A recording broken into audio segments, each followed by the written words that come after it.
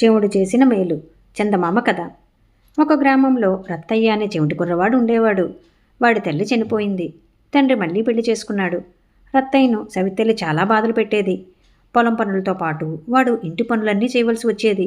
వాడు ఎంత పని చేసినా ఒళ్ళు దాచుకొని ఏ పని చేయటం లేదని సవితల్లి వాడి మీద కసురుకొని నానా తిట్లు తిట్టేది. కొడుకు పడే పాటలు చూస్తూ కూడా రత్తయ్య తండ్రి తన రెండో భార్యకు భయపడి ఏమీ అనలేక లోపల బాధపడేవాడు. ఒక రాత్రి రత్తయ్య పశువుల గొట్టంలో పడుకుని నిద్రపోతూ ఉండగా తన సవితల్లి కర్రతో సహా తాను ఉన్నవైపు రావటం కనబడింది. ఆ అర్ధరాత్రి వేళ ఆమె తనను చంపటానికి వస్తున్నదని భయపడి రత్తయ్య చడీ చప్పుడు కాకుండా లేచి చీకట్లో ఎటో పారిపోయాడు. అలా ఇంటి నుంచి పారిపోయిన రత్తయ్య తిరిగి తిరిగి చివరకు ఒక నగరం చేరాడు. ఆ నగరాన్ని పాలించే రాజు ఒట్టి అమాయకుడు. ఆయనకు ఒక కల వచ్చింది. తన పెద్దరాణి కుమార్తెను చిన్నరాణి చంపటానికి ప్రయత్నించినట్లు రాజు కలగన్నాడు. వెంటనే మేలుకొని ఆయన కలవరపడ్డాడు. ఆ రాజు మర్నాడు సభలో తన సభికులను ఉద్దేశించి, నిన్న రాత్రి నేను ఒక కల కన్నాను. ఆ కల ఏమిటో ఎవరైనా చెప్పగలరా?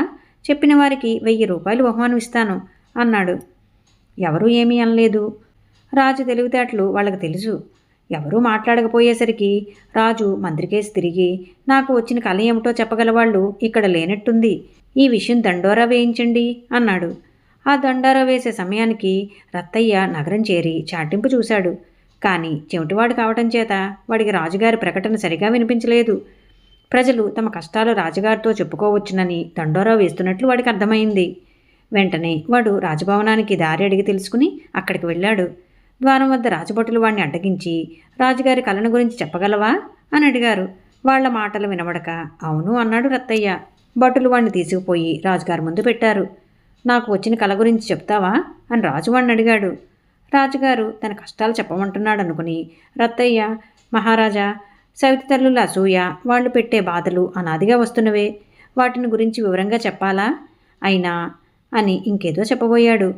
కానీ రాజుగారు సంతోషంతో బేష్ అని వాడికి 1000 రూపాయలు బహుమానం ఇచ్చి పంపేశాడు.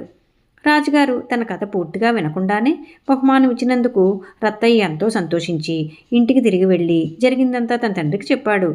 అదంతా విన్న వాడి సవితల్లి రాజుగారి అండ వాడికి ఉన్నదని భయపడి వాడిని బాధలు పెట్టడం మానేసింది. రత్తయ్య కష్టాలు గట్టెక్కాయి.